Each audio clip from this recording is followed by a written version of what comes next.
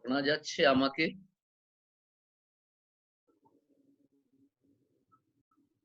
শোনা যাচ্ছে?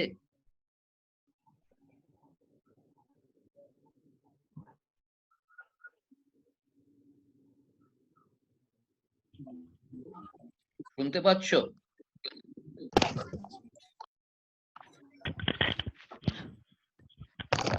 হ্যাঁ স্যার, শুনতে পাচ্ছি।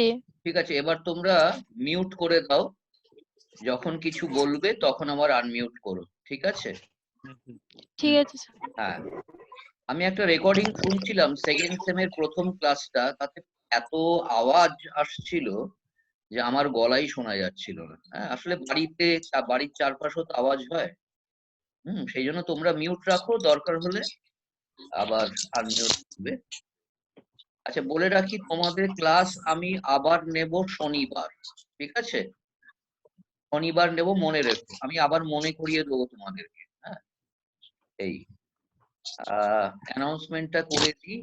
History MA fourth semester 2020 online class taken by Gautam Chandra Rai, HIS 401 unit 1 and 2.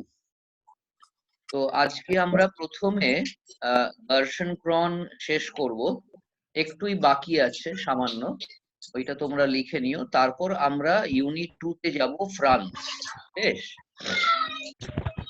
সমস্যা হচ্ছে যা বললাম যে রিডিং মেটেরিয়াল আমার কাছে কিচ্ছু নেই এখানে।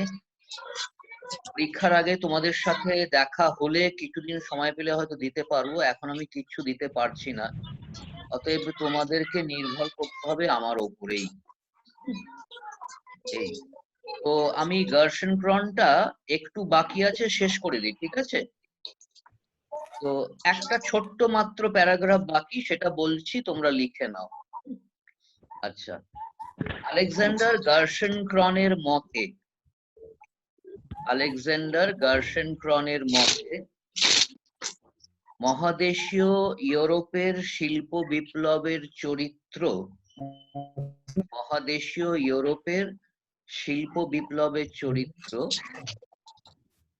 তৈরি হয়েছিল এই সবেরই প্রভাবে, আর তাই আমি রিপিট করব, আর তাই ইংল্যান্ডের শিল্প বিপ্লব থেকে আলাদা হয়ে পড়েছিল। হ্যাঁ, আমি আবার একটু বুঝিয়ে নি, তারপর বলছি। আচ্ছা, এক্ষুনি কি বললাম? যে মহাদেশীয় ইউরোপের শিল্প বিপ্লবের চরিত্র এইসবের কারণে তৈরি হয়েছিল। এইসবেরই প্রভাবে, আর তাই লিখে দিতে পারো, আর তাই ইংল্যান্ডের শিল্প বিপ্লবের চরিত্র থেকে বেশ আলাদা হয়ে পড়েছে। ইংল্যান্ডের শিল্প বিপ্লবের চরিত্র থেকে সেটা আলাদা। আমি চট করে তোমাদের মনে করিয়ে দিই, বলেছিলাম যে বিভিন্ন দরকারি উপাদান সহ একটি অনুকূল পরিবেশ ইংল্যান্ডে বহুদিন, নানা দরকারি উপাদান সহ, এগুলো আগে বলেছি আমি, দেখবে, নানা দরকারি উপাদান সহ অনুকূল পরিবেশ ইংল্যান্ডে বহুদিন ধরে গড়ে উঠেছিল বলে, লেখার দরকার নেই, মনে করিয়ে দিচ্ছি, সেখানে শিল্প বিপ্লব হয়ে গেছিল। আচ্ছা, কিন্তু মহাদেশীয় ইউরোপে 18 শতকে এমনকি 19 শতকেও মধ্যযুগীয় পরিবেশ বহাল ছিল, যাকে গার্সেন ক্রন বলছেন ইকোনমিক ব্যাকওয়ার্ডনেস। অর্থাৎ সেখানে ইংল্যান্ডের মতো দরকারি উপাদান সহ শিল্প বিপ্লবের অনুকূল পরিবেশ তৈরি হয়নি। এই জন্য ওখানে শিল্প বিপ্লব ঘটাতে হয়েছে। তিনটে জিনিসের কথা বলেছি আমি ওখানে, যেটা দেখা গেছিল শিল্প বিপ্লবে। একটা হচ্ছে রাষ্ট্রীয় উদ্যোগ, রাষ্ট্র, সরকার, শাসক গোষ্ঠী, রাজ পরিবারগুলো তারা উদ্যোগী হয়েছিল। কারণে আমি যাচ্ছি না, বলে দিয়েছি আগে। তারা উদ্যোগী হয়েছিল, উৎসাহ নিয়ে অনেক কিছু করেছিল। 2 নম্বর কথা, ওখানে পুঁজির অভাব ছিল বলে ওখানে পুঁজি সংগ্রহ করতে একটা অভিনব ব্যাংকিং ঋণ ব্যবস্থার জন্ম দেওয়া হয়েছিল, ক্রেডিট মোবিলিয়ের। আর 3 নম্বর আমি বলেছিলাম যে মানুষকে উৎসাহী করতে, মনে করিয়ে দিচ্ছি তোমাদের এগুলো, মানুষকে উৎসাহী করতে, উদ্যোগী করে তুলতে, ব্যবসায় যাতে মানুষ নামে, হ্যাঁ, যাতে বুদ্ধি খরচ করে, যাতে পুঁজি বিনিয়োগ করে, সেই জন্য ওখানে একটা কি বলবো মানসিক বা বলতে পারো মতাদর্শগত পরিবেশ তৈরি করা হয়েছে। মানুষকে ভালো ভালো কথা শুনিয়ে মানুষকে উৎসাহী করা হয়েছে। কোথাও বেশিরভাগ ক্ষেত্রেই এই কথাটাই বলা হয়েছিল যে দেশের জন্য মানুষকে উদ্যোগী, ব্যক্তিকে, নাগরিককে উদ্যোগী হতে হবে। দেশের ভালো হলে মানুষের ভালো, মানুষের ভালো হলে দেশের ভালো, দেশ এগিয়ে যাবে। এই কথাটাই কোথাও সমাজবাদী, কোথাও জাতীয়তাবাদী মতাদর্শের মোড়কে মানুষের সামনে হাজির করা। তো এই তিনটে জিনিসের কারণে আমি যেটা আজকে বলতে শুরু করলাম, যে এই তিনটে জিনিসের কারণে মহাদেশী ইউরোপের শিল্প বিপ্লবের চরিত্র তৈরি হয়েছিল এবং তা ইংল্যান্ডের শিল্প বিপ্লবের চরিত্র থেকে আলাদা হয়েছিল। বেশ, এবার কিভাবে আলাদা হয়েছিল আমি 2-3টে কথা বলছি, তোমরা লিখে। এক হচ্ছে যে ইংল্যান্ডের তুলনায় মহাদেশীয় ইউরোপে শিল্প বিপ্লব অনেক দ্রুত মহাদেশীয় ইউরোপে শিল্প বিপ্লব অনেক দ্রুত গতিতে হয়েছে।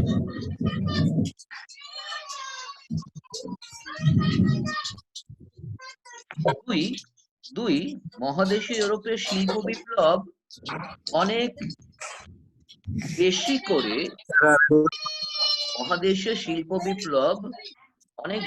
করে পুঁজি আর প্রযুক্তি নির্ভর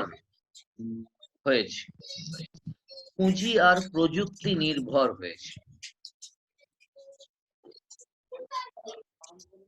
আর 3 নম্বর কথা হলো যে একটি দুটি শিল্প নয়,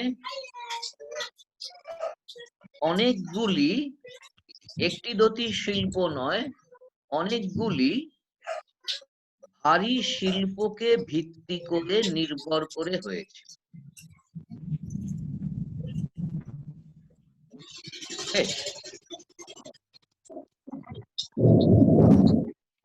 তাহলে আমি আলেকজান্ডার গার্সেনক্রনের সাবস্টিটিউশন প্রসেস থিওরি শেষ করলাম।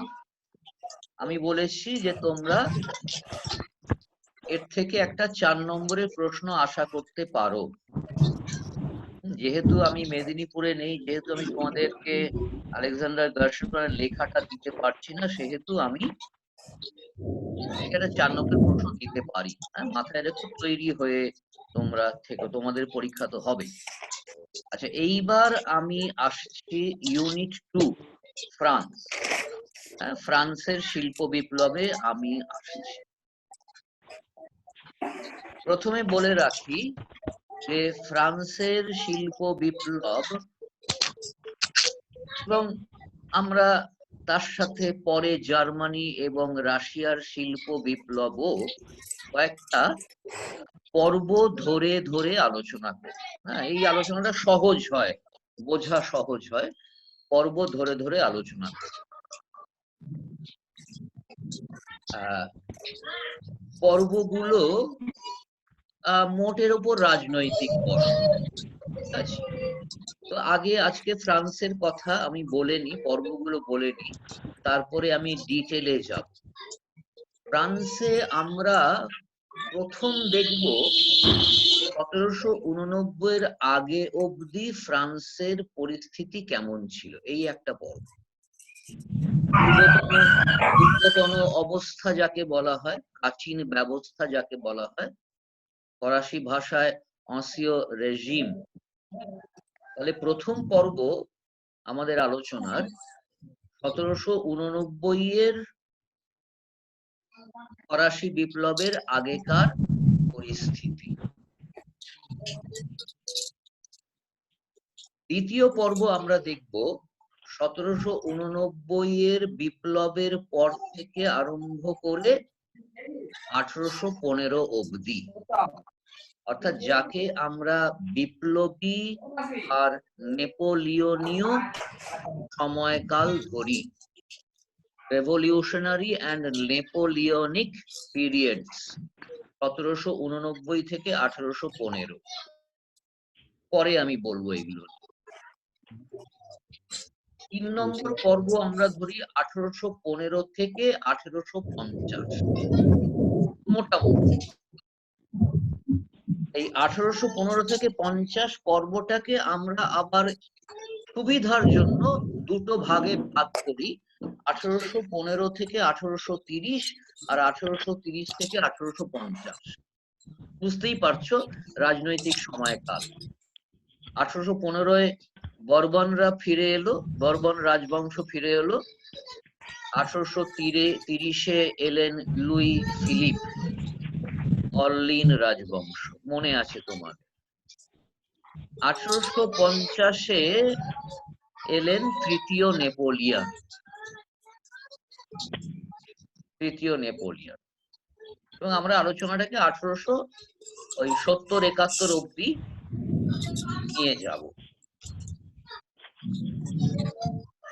আর পরের যে পর্ব, সেই পর্ব আমরা বলবো, সেই পর্ব নিয়ে কিছু বলবো, তবে সেই পর্বে উল্লেখযোগ্য তেমন কিছু হয়নি, বরং বলা হয় যে তার আগের পর্ব অর্থাৎ তৃতীয় নেপোলিয়ন সময়কালে ফরাসি শিল্প তথা এগুলো শোনো, হ্যাঁ, ফরাসি শিল্প তথা অর্থনীতির যতদূর অগ্রগতি হয়েছিল তার তুলনায় 1870-71 পরে যে সময়কালটা, প্রথম বিশ্বযুদ্ধ অবধি, এই সময়কালে কিছুটা অধোগতি দেখা দিয়েছে, কিছুটা অবনতি দেখা দিয়েছে। বেশ, তো আমি প্রথমে তোমাদের পর্বগুলো বললাম, আবার বলছি। 1789 আগে অব্দি প্রাচীন ব্যবস্থা যাকে বলে, পূর্বতন অবস্থা যাকে, 1789 থেকে 1815 যে সময়টাকে আমরা বলে থাকি বিপ্লবী আর নেপোলিয়নীয় সময়কাল। 1815 থেকে 1850 দুভাগে আমরা ভাগ করি। 1830 অব্দি বর্বনদের রাজত্বকাল, পুনরায় 1830 থেকে 50 অর্লিন রাজবংশ, লুই ফিলিপের রাজত্বকাল। 1850 তৃতীয় নেপোলিয়ন এলেন, মোটামুটি 20, 21, 22 বছর ছিল। আচ্ছা, তোমরা একটা মিনিট ওয়েট করো, আমি আসছি।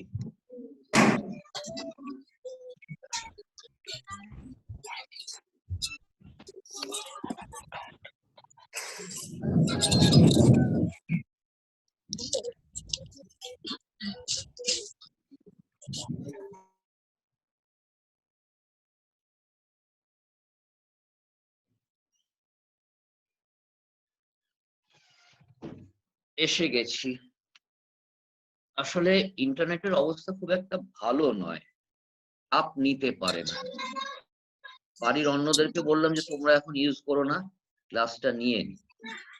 আচ্ছা, আমি এই প্রতিটা পর্বকে নিয়ে একটা করে কথা বলবো, যে কথার দ্বারা এই পর্বগুলোকে আমরা চিনতে পারি, চিহ্নিত করতে পারি। শিল্প বিপ্লবকে মাথায় রেখে, ফ্রান্সের শিল্প বিপ্লবকে মাথায় রেখে, এগুলো তোমরা একটু মনে রাখবে, দরকার হলে লিখে নাও। যে আমরা বললাম পূর্বতন অবস্থা 1789 আগেকার, এই সময় সম্বন্ধে আমরা এই কথাটা বলি, এই কথাটা মেনে নিই যে শিল্প বিপ্লবের জন্য দরকারি নানা উপাদান ফ্রান্সে উপস্থিত ছিল। প্রথম পর্বের কথা বলছি, শিল্প বিপ্লবের জন্য দরকারি, আমি পরে ডিটেলে যাব, শিল্প বিপ্লবের জন্য দরকারি নানা উপাদান ফ্রান্সে ছিল, দেশে ছিল। সত্ত্বেও 1789 এর আগে ফ্রান্সে শিল্প বিপ্লব হতে পারেনি। তার কারণ সামন্ততান্ত্রিক বাধা।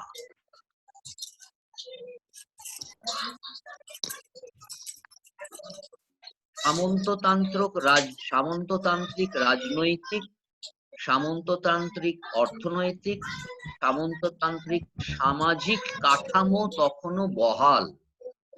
আর এই কাঠামোটাই, এই পরিস্থিতিটাই শিল্প বিপ্লব ঘটতে দেয়নি।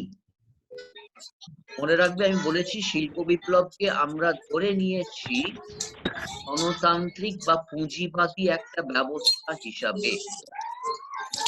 তাহলে এই ধনতান্ত্রিক ব্যবস্থার উদ্ভবকে বাধা দিয়েছিল সামন্ততান্ত্রিক পরিবেশ। এই একটা কথায় পুরোটা বলা হয়ে গেল। দ্বিতীয় পর্ব 1789 থেকে 1815। এই পর্বে বিপ্লব হয়ে গেল বলে সামন্ততান্ত্রিক বাধা কেটে গেল। ফ্রান্স নতুন আইন বিধির সাহায্যে সামন্ততন্ত্রের অবসান ঘটালো এবং ধনতন্ত্রের অনুকূল একটা পরিস্থিতি তৈরি করার চেষ্টা করলো। পুরো সময়টা তোমাদের মনে আছে আইন পরিষদের কথা, নেপোলিয়নের অভ্যন্তরীণ সংস্কারের কথা। এসবের দ্বারা কি হয়েছিল, প্রথমেই ঘোষণা হয়েছিল যে সামন্ততন্ত্রের অবসান, মনে আছে 1789 জুলাই মাস। এবং তারপর গোটা সময়টা বিভিন্ন নতুন আইন তৈরি করা হয়েছিল, যে আইনের সাহায্যে একটা নতুন অর্থনীতি গড়ে তোলা যায়। এই হচ্ছে একটা। অন্যদিক হচ্ছে একদিকে যেমন শিল্প বিপ্লবের অনুকূল পরিবেশ যাতে গড়ে ওঠে তার জন্য নতুন আইনবিধি তৈরি হচ্ছে, অন্যদিকে তখন যুদ্ধের পরিবেশ। তোমাদের মনে আছে পুরো সময়টা ধরে যুদ্ধ চলেছিল ফ্রান্সের সাথে গোটা ইউরোপ। এই যুদ্ধের পরিবেশটা নতুন সমস্যা নানান তৈরি করে। আমি ডিটেলে পরে যাব। এই যুদ্ধের পরিবেশ নতুন সমস্যা, নতুন বাধা তৈরি করে। এবং আরেকটা কথা বলে রাখি, পরে ডিটেলে বলবো, সেটা হচ্ছে যে পুরনো মানসিকতা ফরাসিদের মধ্যে থেকে গেছে। এই যে পরে বুঝিয়ে বলবো, এই পুরনো মানসিকতাও উদ্যোগের পথে বাধা হয়েছে। হলো? আচ্ছা, 1815 থেকে 1850 এই যে সময়কালটা, এই সময়কালে রাজতন্ত্র ফিরে এলো। প্রথমে বোরবন, তারপর অর্লিন। রাজতন্ত্র ফিরে এলেও পূর্বতন যে অবস্থা 1789 আগেকার অবস্থা ফেরেনি। কারণ ইতিমধ্যে আইনবিধি পাল্টে গেছে, আর ফরাসি রাজাদের, সম্রাটদের, রাজবংশগুলির মাথায় এটা এসেছে যে পুরনো অবস্থা চলবে না। ফ্রান্সকে টিকে থাকতে হলে, ফ্রান্সকে এগোতে হলে নতুন অর্থনীতি গড়ে তুলতে হবে। এটাও তারা বুঝতে পেরেছেন, রাজারা, সম্রাটরা, যে রাজবংশ ফিরে এলেও, রাজবংশগুলি ক্ষমতায় এলেও দেশটা চালাচ্ছে আসলে বুর্জোয়ারা, মধ্যবিত্তরা। সমাজের সর্বত্র এদের আধিপত্য, তবে এদেরকে সন্তুষ্ট করতে হবে। আর এদের সাহায্যেই নতুন অর্থনীতি গড়ে তুলতে হবে। অতএব এই গোটা সময়টা 1815 থেকে 1850 অবধি ফরাসি সরকার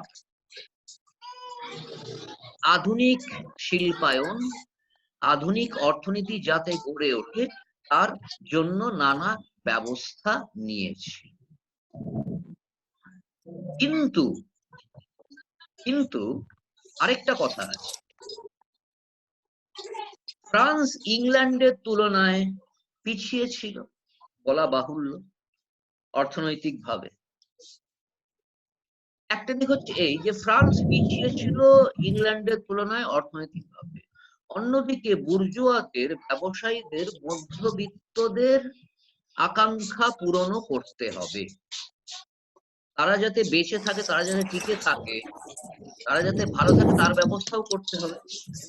অতএব সরকার যে নীতি গ্রহণ করলো এই সময়, সরকার একদিকে নানান ব্যবস্থা নিচ্ছে, যেমন ধরো রেল ব্যবস্থার পত্তন হচ্ছে, যেমন ধরো ঋণ ব্যবস্থার বিস্তার হচ্ছে, নানান পরিকাঠামোগত পদক্ষেপ সরকার নিচ্ছে, ডিটেল গুলো পরে এইগুলো হচ্ছে, কারণ এগুলো দরকার। তো কিন্তু একই সঙ্গে সরকার নিচ্ছে সংরক্ষণের নীতি, খুব ইম্পর্টেন্ট কথা। তার মানে হচ্ছে এক কথায় বলতে গেলে সরকার অবলম্বন করছে, সরকার বসিয়ে দিচ্ছে খুব উঁচু হারের আমদানি কর। সরকার উঁচু হারের আমদানি কর বসিয়ে দিচ্ছে যাতে কিনা বিশেষত বিদেশি দ্রব্য তো বটেই, বিশেষত ইংল্যান্ডে তৈরি হওয়া শিল্পপণ্য দেশে ঢুকতে না হয়। কারণ ইংল্যান্ডে তৈরি শিল্পপণ্য অনেক বেশি ভালো, অনেক তাদের দাম কম। এগুলো দেশে ঢুকে পড়লে ফরাসি মানুষেরা সেইগুলো কিনবে, তাহলে মার খাবে ফরাসি শিল্পগুলি, মার খাবে ফরাসি সংস্থাগুলি। তাহলে যাতে করে দেশীয় শিল্পগুলো টিকে থাকতে পারে, যাতে করে দেশীয় সংস্থাগুলি টিকে থাকতে পারে, সেই জন্য ফরাসি সরকার এই সংরক্ষণের নীতি অবলম্বন করেছে। এই হচ্ছে 1850 ওই পর্বটা সংক্ষেপে বলে দিলাম। এবার 1850-এর পর যেটা হলো, তৃতীয় নেপোলিয়নকে কৃতিত্ব দিতে হয়। ইতিমধ্যে যা শুরু হয়েছিল তিনি চালিয়ে গেলেন, মানে রেল ব্যবস্থাটাকে আরো বড় করে তুললেন, ঋণ ব্যবস্থাটাকে আরো বড় করে তুললেন, বন্দরগুলোর উন্নতি ঘটালেন, শহরগুলোর উন্নতি, সেগুলো উনি চালিয়ে গেলেন। কিন্তু তিনি একটা অভিনব পদক্ষেপ নিয়েছিলেন এবং যার জন্য দেশে প্রতিবাদের ঝড় উঠেছে। এবং তিনি এই যে পদক্ষেপটা নিয়েছিলেন সেইটা, এই পদক্ষেপ এমন পদক্ষেপ ফ্রান্স প্রায় 100 বছর নেয়নি। 100 বছর পর তৃতীয় নেপোলিয়ন এই অভিনব পদক্ষেপ নিলেন, যার জন্য প্রতিবাদের ঝড়। কিন্তু মনে রাখতে হবে যে এই যে পদক্ষেপ, এই পদক্ষেপই প্রধান কারণ কেন 1850-এর পর ফ্রান্সে শিল্পায়ন, শিল্প বিপ্লব অত্যন্ত দ্রুত গতিতে এগিয়ে চলে। এত দূর যে এই সময়টাকে অনেকে বলে থাকেন ফরাসি শিল্প বিপ্লবের টেক অফের পর্ব। কি হয়েছিল? তৃতীয় নেপোলিয়ন সংরক্ষণের নীতি বাতিল করে দিলেন। তিনি রক্ষণশীলতা থেকে সরে গেলেন, তিনি আমদানি কর কমিয়ে দিলেন, অর্থাৎ তিনি অ্যালাউ করলেন বিদেশি দ্রব্যকে ফ্রান্সে ঢুকতে। তিনি অনুমতি দিলেন বিদেশি দ্রব্য যাতে ফ্রান্সে ঢোকে, বিশেষত ইংল্যান্ডের জিনিস যাতে ফ্রান্সে ঢোকে। এখন স্বাভাবিক যে এর দরুন ফরাসি শিল্প, ফরাসি সংস্থাগুলো অসুবিধায় পড়েছিল, তার জন্য প্রতিবাদের ঝড়। অনেক শিল্প, অনেক সংস্থা উঠে গিয়েছিল, যার জন্য প্রতিবাদের ঝড়। কিন্তু নেপোলিয়ন, তৃতীয় নেপোলিয়ন সচেতন ভাবে করেছে। তার উদ্দেশ্য, তার নীতি হয়েছিল এইটা দেখা নয় যাতে ফরাসি শিল্পগুলো কোনো মতে টিকে থাকে। এইটা তার উদ্দেশ্য ছিল না যে দেখবো যাতে দেশের শিল্পগুলো বেঁচে থাকে, তার উদ্দেশ্য হচ্ছে দেশ ফিরে এলাম, কেটে কেটে গিয়েছিল আমার। তো তার উদ্দেশ্য হচ্ছে যে একটা প্রতিযোগিতার পরিবেশ তৈরি করা। তার সাথে প্রতিযোগিতা না, বিদেশি শিল্পের সাথে, বিদেশি পণ্যের সাথে একটা প্রতিযোগিতার পরিবেশ যাতে তৈরি হয় ফরাসি শিল্পের, ফরাসি পণ্যের। তাহলে এই প্রতিযোগিতার পরিবেশে যে শিল্পগুলো টিকে থাকতে পারবে সেই শিল্পগুলোকে নেপোলিয়ন সাহায্য করবে। অন্য শিল্প টিকে থাকার দরকার নেই, কারণ সেগুলো দেশের অর্থনীতিকে কোনোভাবে সাহায্য করছে না এগোতে। তাহলে বলিষ্ঠ শক্তিশালী শিল্পগুলো যাতে টিকে থাকে এইটা নেপোলিয়ন চেয়েছিলেন, এবং তার উদ্দেশ্য ছিল যে এইসব শিল্পগুলোকে নির্ভর করে ফরাসি শিল্পায়ন এগোবে, ফরাসি অর্থনীতির উন্নতি হবে। ঠিক আছে, আমি তোমাদের খুব সংক্ষেপে কয়েকটা পর্বের প্রধান কথাগুলো বলে দিলাম। এইবার আমরা ফিরে যাব 1789 আগেকার পরিস্থিতিতে। আমি তোমাদের একটু ডিটেলে বলবো, সেগুলো তোমরা ভালো করে লিখে নেবে। তাহলে আমাদের এখনকার টপিক হচ্ছে ফ্রান্সে প্রাচীন ব্যবস্থা। ফ্রান্সে প্রাচীন ব্যবস্থা বা ফ্রান্সে পূর্বতন অবস্থা, 1789 আগেকার পরিস্থিতি। ঠিক আছে, যেমন ইচ্ছা লিখে নাও। প্রাক ফরাসি বিপ্লব পরিস্থিতি।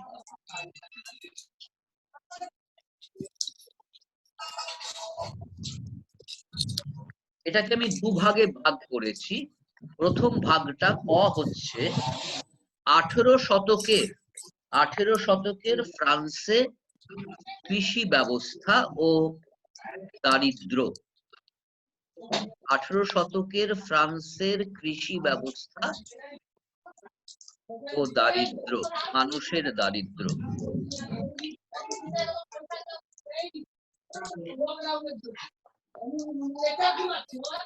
আমি শুরু করছি। আচ্ছা, সবাই আনমিউট করনি, বড্ড কানে কথা আসছে আমার, চিৎকার চেঁচামেচি চলছে। সরি, সবাই মিউট করনি, প্লিজ সবাই মিউট করে দাও। অনেকেই মিউট করেছে, আমি দেখতে পাচ্ছি। সৌগত মিউট করেছো? হ্যাঁ করেছো। সুকুমার পাল মিউট করেছো, ঠিক আছে।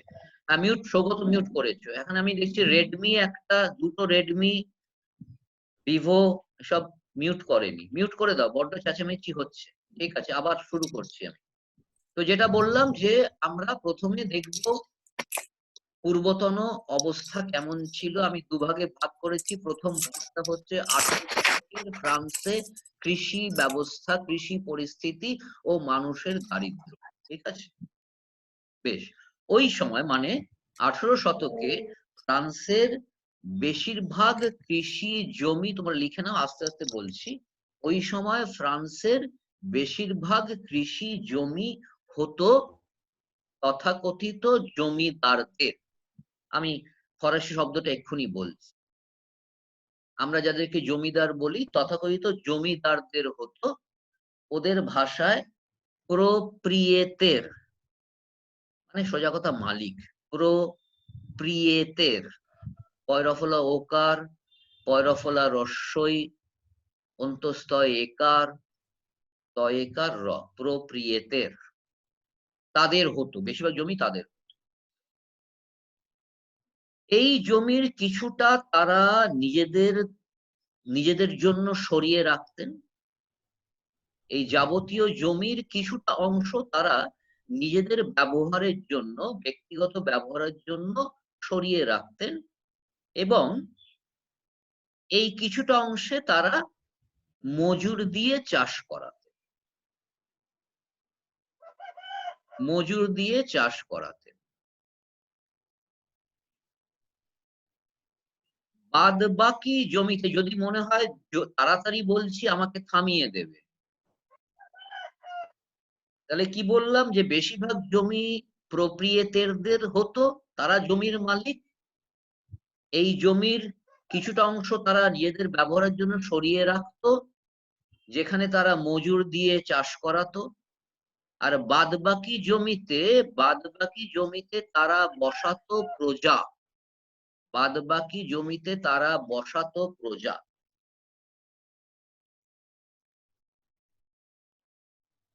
ওই জমিতে প্রজাদের কোনো সত্ত্ব থাকতো না, কোনো রাইট থাকতো না, কোনো অধিকার থাকতো না। প্রজাদের কোনো জমি সত্ত্ব হতো না ফ্রান্সে, আইনত।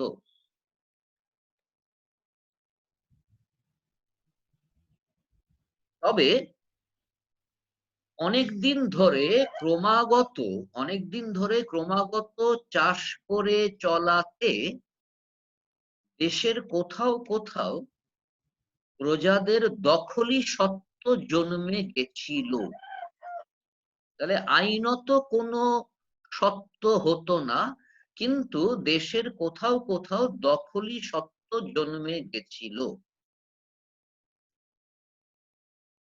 যেমন আমি দুটো জায়গার নাম বলছি, যেমন দক্ষিণ পূর্বে আল্প অঞ্চলে, আল্প অঞ্চলে বা পিয়েরেনে অঞ্চলে, পিয়েরেনে, পি অন্তস্থয় একার রয়েকার নয়কার, পিয়েরেনে অঞ্চল। এখন এই চাষি প্রজাদেরকে নানা ধরনের কর দিতে হবে। মনে রাখতে হবে যে তাদেরকে তাদের সময় আর শ্রমের একটা অংশও দিতে হতো মালিকদেরকে। এছাড়া নানা ধরনের কর দিতে হতো, যার মধ্যে প্রধান ছিল একটা অর্থ কর, যার নাম সাঁ, দন্তস্বয় আকার চন্দ্রবিন্দু, সাঁ।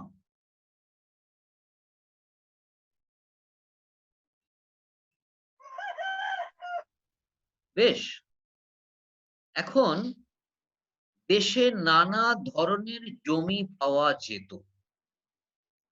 দেশের বিভিন্ন অংশে বিভিন্ন ধরনের জমি, কোথাও উর্বর কোথাও অনুর্বর জমি পাওয়া যেত।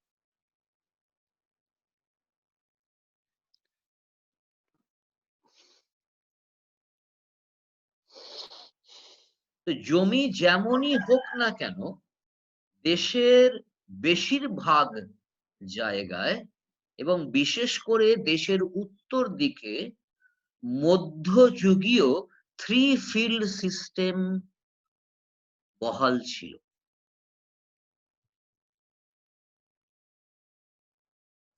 তিন জমি ব্যবস্থা, এটা নিয়ে তোমাদের বলেছি, তোমরা জানো। অর্থাৎ ছোট ছোট জমি, খন্ড খন্ড জমি, মাঝে অসংখ্য আলপথ, এবং এই আমি ডিটেলে যাচ্ছি না, আমি আগেই তোমাদের বলেছি এইসব নিয়ে।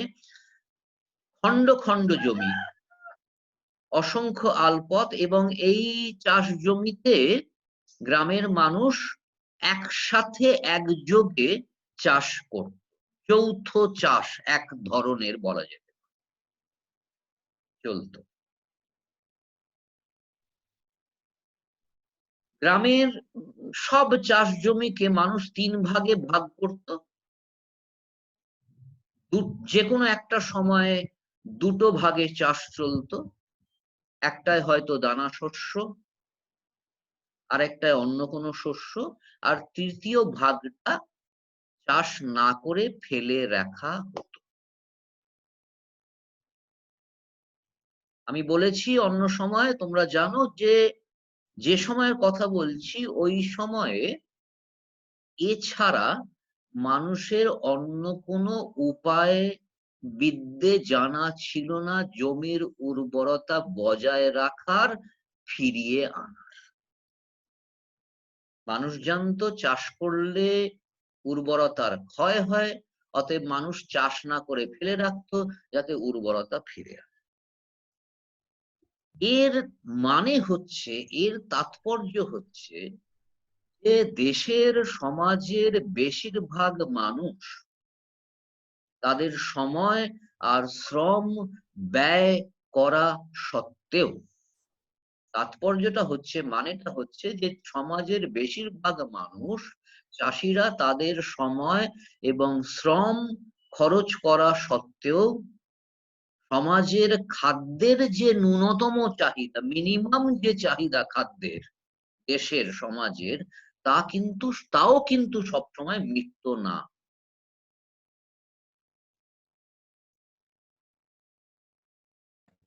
তাও সবসময় মিটত না। ইতিমধ্যে দেশের কোথাও কোথাও, বিশেষ করে দক্ষিণ ভাগে নতুন ভাবে চাষ করা শুরু হয়ে গেছে। উৎসাহী জমিদারেরা এবং সম্পন্ন চাষিরা, গরিব চাষিরা নয়, গড়পড়তা চাষিরা নয়, জমিদারেরা আর সম্পন্ন চাষিরা, তারা এনক্লোজার মুভমেন্ট শুরু করেছিল। গন্ডি বাঁধন তারা শুরু করেছিল। গন্ডি বাঁধনের দ্বারা তারা আলাদা হয়ে পড়েছিল। তারা আলাদাভাবে, এককভাবে চাষ করা বা চাষ করানো শুরু করে দিয়েছে।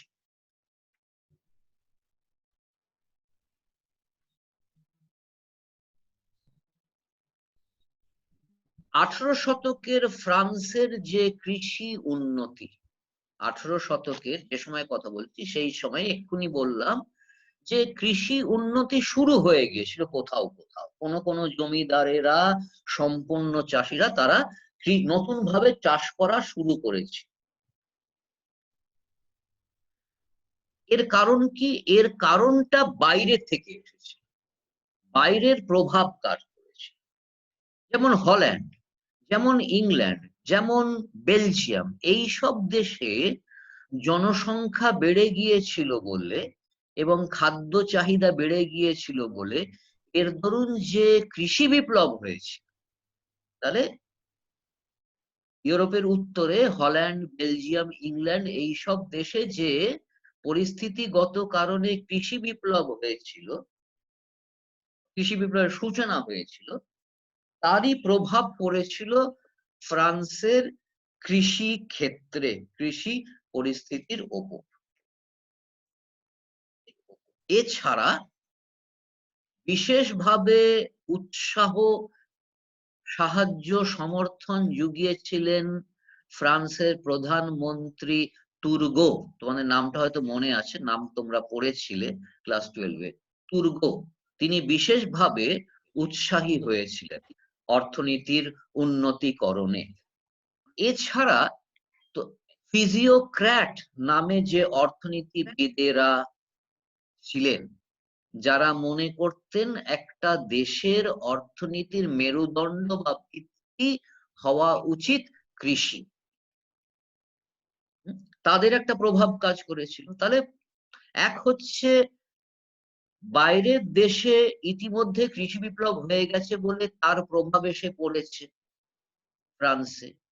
ফ্রান্সের ভেতরে সরকারের একটা প্রভাব, সরকারের একটা উৎসাহ, আমি তুর্গোর কথা বললাম। ফ্রান্সের ভেতরে ফিজিওক্র্যাট অর্থনীতিদের একটা জোরালো প্রভাব কাজ করেছিল। আর ফ্রান্সের যারা কৃষি বিজ্ঞানী বা কৃষিতে উৎসাহী মানুষেরা, তারা নানান পরীক্ষা নিরীক্ষা শুরু করে দিয়েছে। ফলে মানুষ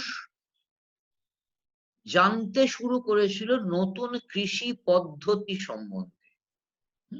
মানুষ জানতে শুরু করেছে নতুন সব কৃষি। এক্ষুনি শেষ হয়ে যাবে সময়টা, আমি এখানেই তাহলে শেষ করি। মানুষ তাহলে নতুন কৃষি পদ্ধতির কাজে জানতে পেরেছিল এবং তারা নতুন পুরনো অভ্যাসগুলো